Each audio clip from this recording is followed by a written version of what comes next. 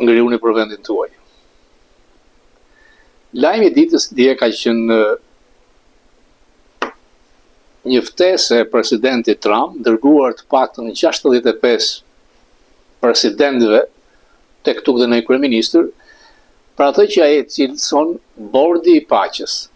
Më parë kishte publikuar bordin ekzekutiv për Gazën.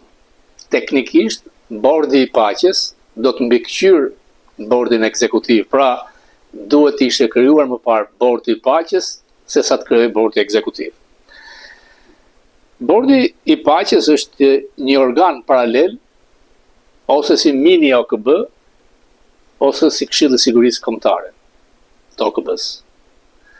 Trump vendos veten e tij si kryetar dhe çdo vend që i është dërguar një ftesë do të ketë një mandat 3 vjeçar. Nga telegramet që janë publikuar nga njerëzit me komplekse inferioriteti, hyn Edi Rama, presidenti i Paraguajit dhe Argjentinës, shkelje e protokollit. Në çastin që presidenti amerikan të dërgon një ftesë që nuk është personale por me autopen, ti nuk duhet ta publikosh. Rama kujton se ka marrë oksigjen të madh dhe quan një arritje të madhe personale, nuk është. Teksti është copy-paste, si për presidentin me komplekse inferioriteti Paraguajit, edhe të Argjentinës.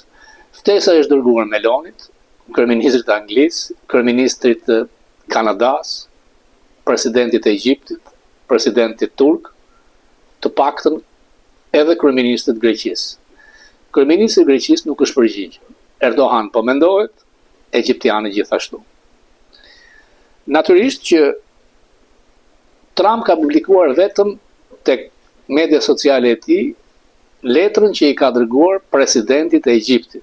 Ai që më bën përshtypje është që në fund është një CC për kopje dhe është një varg me drejtues shtetësh tjera ku kam parë Bhutanin, Etiopin. Në të dy reagimet ka amatorizëm, si nga krau që janë armiq të Ramës, si nga patronazhistët e tij. Po të kemi parasysh deklaratat e Trump që ka ndaluar luftën midis Azerbajxhanit dhe Armenisë, Azerbajxhanit dhe Albanian, tregon që nuk ka në një uri për vendin tonë. Fakt. Mënyra se si Rama kalon në ekstaz, edhe kjo është foshnjërore. Duhet i kujtoj që kur Arthim Thaçi ishte nisur me avion për të shkuar në një takim trepalë në Shtëpinë e Bardhë, e dini fundin e tij. Ftesë ka pasur edhe Gaddafi, i cili është takuar nga Condoleezza Rice për politikën e madhe amerikanët. Reagojnë si duan, por kjo s'do të thotë asgjë për Edwin Ramën, të cilit mund t'i vijë një ftesë jo me fotopen nga SPAK, sepse SPAK nuk e drejtojnë kinezët, as rusët. SPAK-un e drejtojnë amerikanët. Kjo administrat tregon që ka një lloj kaosi se si reagon në politikën e jashtme.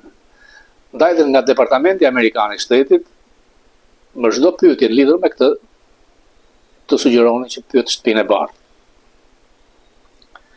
Personalisht, unë e falenderoj zotin Trump që vlerëson Shqipërinë të jetë antare themeluese e një organizmi paralel me Këshillin e Sigurimit të iniciuar nga Trump. Thank you. Nuk është faji i zotit Trump që kryeministër kemi një të korruptuar me lidhje me trafiqet, siç është Edwin Rama. Në çastin që Edwin Rama arrestohet, hiqet, atë vend, atë karrike, e zë pasuesi i tij, por në ftesën me autopen, thuhet që ju mund të autorizoni një person që do të marrë pjesë tek mbledhjet e këtij bordi.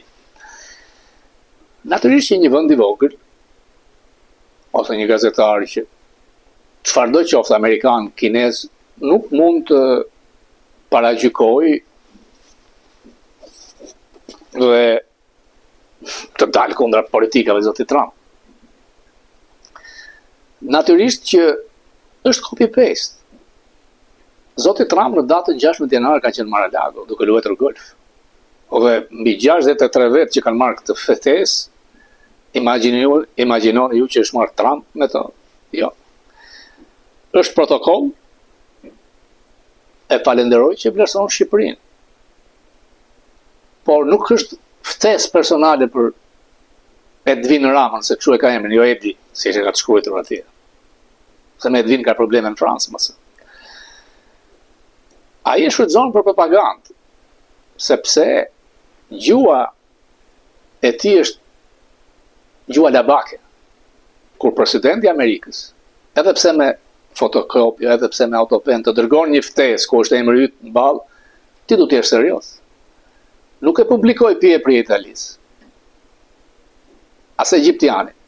E publikuan 3 drejtues me komplekse: Argjentinë, Paraguay, Shqipëri. Të vetmen e publikoi Trump për presidentin e Egjiptit. Do t'ja them më vonë, me presidentin e Egjiptit ka personale, do të falenderoj për paqen që ke bërë, por në fund është ajo CC-ja. Ja dërgon vendeve arabe. A do ta pranojnë ftesën të gjithë vendet që e ka dërguar Trump? Nuk besoj. Trumpit i duhet një bord me 20-30 vetë për të konkuruar Këshillin e Sigurisë Kombëtare në OKB. A mund të themi që është qok nga kushtet dhe blerë? Pse jo? Dhe të qenit blerë në këtë bord, ja ul vlerat. Sepse nuk mund të jetë në bord Meloni, kryeministri i Britanisë, dhe kushten që s'ka askush që nuk ka certifikat sigurie. Megjithatë, unë e falenderoj zotin Trump që vlerëson Shqipërinë, por nuk është ftesë personale për Edvin Ramën, sepse ne dimë që e keqja në Shqipëri ka një emër, Edvin Rama. Nuk e di. A ka ftuar edhe Belinda Ballukun në Venezuelë zoti Trump? Sepse nuk po e thot listën se kujt ja ka dërguar këtë ftesë, sepse ka frikë se disa nuk e pranojnë. Po Vietnamit, po Kores, po Japonis, sepse është hapur, ata nuk janë ndjerë. Në Davos, në listat e publikuara nga Davos, Rama nuk ishte përpara 3 ditë. Përpara 2 javë deklaroi se do të shkonte. Mund shkoj. Ideja është që lexo mesazhin. Kur Rama thotë që nuk do të marr palestinez, un kam frikë se këtë ka afruar te Kushner dhe te Blair. Por Shqipëria nuk është kosh plerash. Dhe në aspektin moral, çfarëdo bordesh të ndërtohen me mira, nuk mohohet gjaku i fëmijëve palestinez dhe gjenocidi i kryer nga shteti Izraeli. Fakt. Nuk është pëton as Kushner, as Vitkov, as dhe Trump, ndaj të cilit shpresojnë dhe kanë shpresat gjithë djathtët në botë. Ja thash dhe njerë që të ftuar kanë qenë dhe talibanët në Shtëpinë e Bardhë. Dhe Bolton i dha dorëheqjen për të, ndaj dhe nuk erdhën. Trump ja kuptoi. Edhe Gaddafi është takuar me Condoleezza Rice. Politika madhe amerikane nuk pyet. Dhe ne jemi mirënjohës Amerikës e zotit Trump që vlerëson Shqipërinë. Nuk është ftesë personale për Ramën, as pak. Nuk e nxori ftesën ditën e parë, sepse është thënë, kur dikush ja ka dhënë një fotokopje, fizikisht nuk ka marrë ftesë. Mund të vi, por kjo bëhet me kanalet diplomatike. Ai dinte që kishte një ftesë. Me ngulm kërkoi kopjen. A mund të ketë qenë ftesa me emrin e Begajt dhe është ndruar? Çdo gjë ndodh në këtë administratë që mos mendoni se ka firmosur Trump se Trump ka qenë Mar-a-Lago në 16 janar. Megjithatë unë e falenderoj zotin Trump që vlerëson Shqipërinë. Por Edvin Rama është kërkoptuar. Nuk është pëton asnjë ftesë, fotokopje me autopen nga Cezari, që kërkon të krijojë një mini OKB. Uroj të jetë i suksesshëm. Por afati është 3 vjeçar, sepse Trump nuk do të jetë president pas 3 vitesh. Mund të jetë J.D. Vance, ka shumë shanse. Qini i cili nuk është në këtë bord. Kjo administratë jep sinjalet gabuara. Edhe me një fotokopje të një ftese gjoja personale me autopen. Sepse pam gjuhën e përfaqësuesit Trump Shqipëri mbështetjen e plot shpak dhe korrupsionit dhe trafiqeve. Dhe unë besojmë shumë të ai grupi i madh, ai deep state që mbështet spakun. Ata do të bjerë ftesa, jo me autopen për zotin Rama. Një javë më parë u pezulluan vizat për 75 vende. Shqipëria u vendos politikisht pikërisht për një qëndrim nga qeverisë Rama. Nuk ka shans që 43% e shqiptarëve të jenë me ndihmë. Modestisht i kërkoj administratës të jap fakte, të fillojë një rjetim, dhe ata që e kanë marrë në mënyrë të palishme të kthejnë mbrapsht. Nuk është Shqipëria te niveli 43%. Nuk ka sësi. Dhe aq më shumë Serbia nuk është zero. India apo Kina. Pra dy qëndrime politike. Heqjen e vizave, edhe vizat turistike dhe studentore nuk do të jenë më të lehta për Shqipërinë. Edhe pse teknikisht nuk janë pezulluar ato. Provoni, shkoni për vizë, shikoni vettingun e ri dhe Amerika ka drejt, Trumpi për këtë ka drejt. Dhe qëndrimi i të dërguaras amerikane është shumë i drejtë për trafiqet, për parësitë e presidentit Trump. Dhe unë personalisht kam që përse nuk përmend asnjëherë fjalën korrupsion përfaqësuesja Trumpit në Tiranë. Pse? SPAK është struktura prokurisë antikorrupsion. Nuk është për violenilat e koncertet e Vienës. Pra sa herë që ajo shkon mbështet luftën kundër korrupsionit.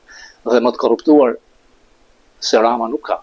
Rama mund të marrë një vend te ky Këshilli i Ri i Sigurisë Kombëtare në bordi i paqes. Nuk më vjen habi. Sepse në OKB kanë shkuar janë ulur diktatorë te Këshilli i Sigurisë Kombëtare, dim se sa ulen. Por Rama është e keqja e Shqipërisë. Dhe Trump personalisht ka ditur vetëm listën që janë afruar dhe nuk është marrë që të ketë shkruar letra.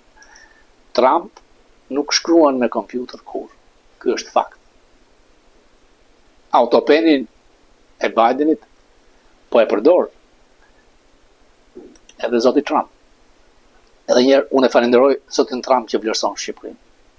E turpshme mënyra se si e shpërdoron këtë ftesë fotokopje me autopen i korruptuari global i Ballkanit Perëndimor. Ai mund të jetë i mërzitur se Vučić thuhet që nuk e ka marrë këtë ftesë. Meloni thuhet se e pranoi, por nuk e nxori ftesën nëpër Facebook, sepse nuk ka këtë nivel me kompleks inferioriteti sa shefi Ballukut. Sot mëngjes ambasadori Bolkun, si zakonisht sa herë që ka shkrim dhe mi dërgon, thot Robert, mund të kesh interes për këtë shkrim. Thot që është lëvizja më e keqe e Trump, flitet për Groenlandën. Kjo marrje e Groenlandës është lëvizja më e keqe e Trump deri tani. Dhe kjo po thot diçka, kështu më shkruan. Artikulli është botuar në Daily Telegraph. Asgjë që i duhet Amerikës në vend nuk kërkon sovranitet ose forcë ushtarake. Kërcënimi i jashtëzakonshëm tarifor i Trump kundër Mbretërisë së Bashkuar dhe vendeve të tjera për gjërat që kanë thënë ose bërë në lidhje me Groenlandën është padyshim pohimi i tij më i rrezikshëm dhe shkatërrues gjatë 5 viteve të presidencës së tij. Bolton. Të thuar se është pa precedent në vlerëson rrënjësisht sa idiotësi dhe në kundërshtim me interesat themelore amerikane është. Përveç ignorancës historisë dhe mungesës së koherencës së postimit të Trump në mediat sociale, pasojat e tij për marrëdhënien e veçantë me aleancën e NATO-s, në fakt për besueshmërinë dhe besimin që SBA kanë kaluar dekada duke u përpjekur të krijojnë, janë të pallogaritshme, thot Bolton. Shumë mbështetës Trump përpiqen ta zvoglojnë shpërthimin retorik Trump duke thënë se kështu flet ai. Edhe unë e kam thënë këtë. Megjithatë, shumë shpesh Trump në të vërtetë e mendon atë që thot. Të tjerët thonë se duhet ta marrin Trump seriozisht, por jo fjalë për fjalë, thot Bolton. Por kjo nuk afron asnjë ngushëllim. Asnjë alternativë nuk mund të zbuzë deklaratat e tij të tmerrshme. Ka çdo arsye për shqetësim në lidhje me sigurinë e Groenlandës dhe sigurinë e të gjithë territoreve të NATO-s, që rrethojnë oqeanin Arktik. Në të vërtet veriu i epërm, i sipërm, është bërë barku i but i NATO-s, siç e përshkruante dikur Churchill. Rusia është një fuqi arktike dhe Kina synon të bëhet një e tillë. Merrni parasysh ndërlikimet e një flotanie kineze që hyn në ngushticën e Beringut, pastaj kalon oqeanin Arktik dhe del në Atlantikun e Veriut. Mund t'jeni të sigurt se Pekini po e mendon këtë.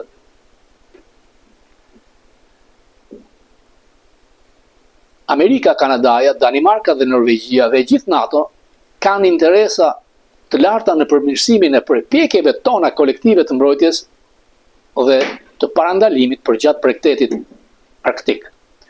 Kjo përfshin nevojën për përpjekje serioze për të mbikëqyrur shkeljet nga nijet detare sipërfaqësore dhe nëndoksore në ndecet ruse dhe kineze. Si do të mbikëqyrim hapësirën ajrore nga satelitët, dronët, madje edhe nga balonat e motit. Kjo më pak një shqetësim për pushtim armiqësor, siç duket se Trump e mendon të afërm, se sa të jetë një mbledhje inteligjencë për të mbrojtur nga aktivitetet e ardhshme luftarake. Më urgjentisht ne jemi më të drejtë shqetësuar për Pekinë dhe Moskën, që përpiqen të blejnë kontrollin mbi Groenlandën, përmes iniciativave financiare në stilin një rrugë e madhe, siç është bërë në Azinë Jugore, Afrikë dhe Amerikën Latine. E gjithë kjo mund të trajtohet me negociata midis aleatëve të NATO-s, dhe nuk kërkon kjo as sovranitet amerikan mbi Groenlandën, as forcë ushtarake apo ekonomi shtrënguese. Do të isha i kënaqur, thot Bolton, nëse banorët e Groenlandës do të votonin lirisht në mënyrë të drejtë për të bërë një Commonwealth amerikan. Por mburja e Trumpit këtë vit ka kaluar, ka siguruar që kjo të mos ndodhë. Megjithse ekzistojnë alternativat shumëta, duke filluar me traktatin e mbrojtjes Groenland, SBA dhe Danimark vitit 51. Sipas këtij traktati, Washingtoni në thelb mund të ndërtojë çdo strukturë ushtarake në Groenland që i nevojitët. Zyrtarët danez nuk mund ta kuptojnë pse Trump nuk do ta kërkojë këtë. Traktati pasqyron modelet e mëparshme të bashkëpunimit. Në luftën e dytë botërore, për shembull, Amerika kishte 17 baza në Groenland. Gjatë luftës së ftohtë, Groenlanda shërbeu si skaj lindor i një paralajmërimi të hershëm në distancë për të dalluar raketat balistike sovjetike që do të vinin. E gjitha kjo është e mundur përsëri. Marrëveshja kundër Trump midis republikanëve në Kongres është rritur ndjeshëm në 3 muajt e fundit. Nëse ai përpiqet të zbatojë mesazhin e tij mbi tarifat, besoj se do të ketë një nivel të plot republikan kundër tij. Shpresojmë që Gjykata Supreme së shpejti të na shpëtojë duke i shpallur shumicën e tarifave të Trump të pavlefshme dhe ndoshta jo kushtetuese. Por nëse Trump nuk ndalet nga zbatimi i shpërthimit të tij të fundit çuditshëm, nuk ka dyshim se marrëdhëniet midis Washingtonit dhe Londrës dhe të gjithë kryeqyteteve të vendeve aleate do të marrë një kthes të habitshme për keq. Dhe të gjithë do të jemi më pak të sigurt në një botë gjithmonë më të rrezikuar. Ky është mendimi i Bolton. Natyrisht jo kanë thënë që politika e jashtme e Trump duket konfuze dhe nuk ka këshilltar të sigurisë kombëtare. I fundit ka qenë Bolton. Si emrim e ka Rubio, por Rubio me zgjuarsi po mbijeton, askush nuk kishte menduar që do të rindem shumë se një vit sekretar i shtetit. Mendon për president. Dhe kërkon të arrijë sukses në Venezuelë dhe në Kubë. E ka personale. Në Kubë besoj se do të arrijë. Po me Iranin. Trump e ka shpërsuar gjuhën. Në qoftë se ndodh diçka do të ndodhë shtunën që vjen. Mund të vras Khamenei, mund të shkatrojë godinat e gardës kombëtare, janë vrarë mbi 15.000. Në këtë botë kaq kaotike, kur kemi atë veprim ushtarak brillant në Venezuelë, kur mund të kemi ndërhyrje ushtarake në Iran, ai bordi i paqes më duket si një lloj farse. Zoti Trump kërkon të vendos veten edhe mbi OKB-n. Është e drejtë e tij, sepse bota, të paktën 2 javët e fundit, është një polare. Kina dhe Rusia e ka kuptuar që nuk konkurojnë dot me këtë superfuqi të vetme. Është fakt. A do ta kthej vështrimin nga Ballkani perëndimor?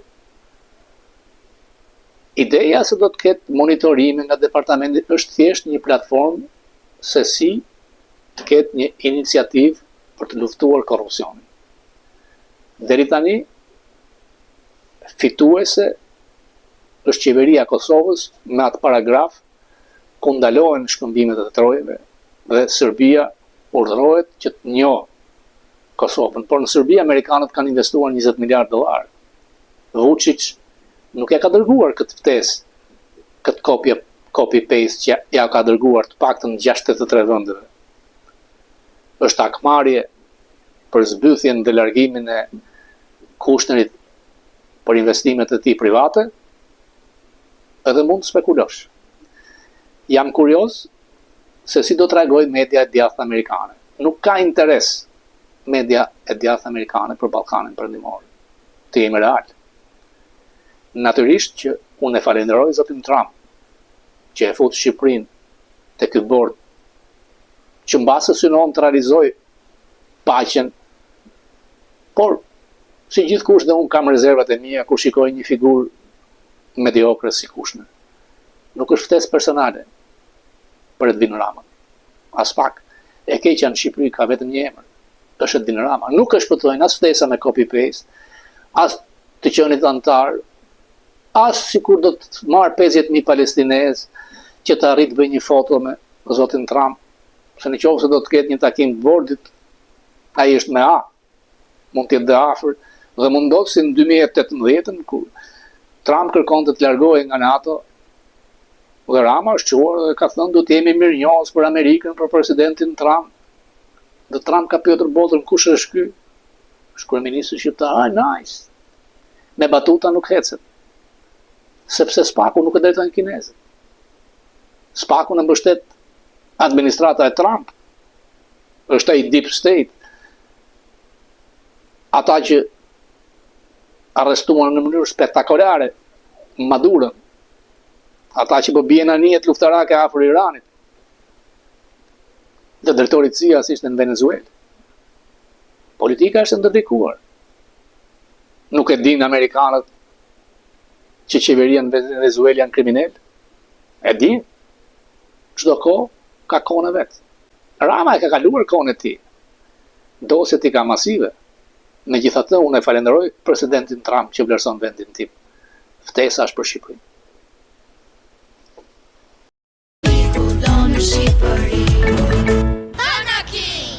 Kudo në Shqipëri.